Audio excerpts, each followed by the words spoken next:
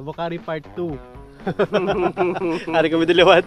Tumalik sa Barangay Bukhari. Malibot kami pakanto sa Barangay Bacolod, Kabungaan. Pakanto dito sa may Manasa, Tarated. Balik sa Bobon, Kamandag. Kagbalik dito sa Barangay Bukhari. See you!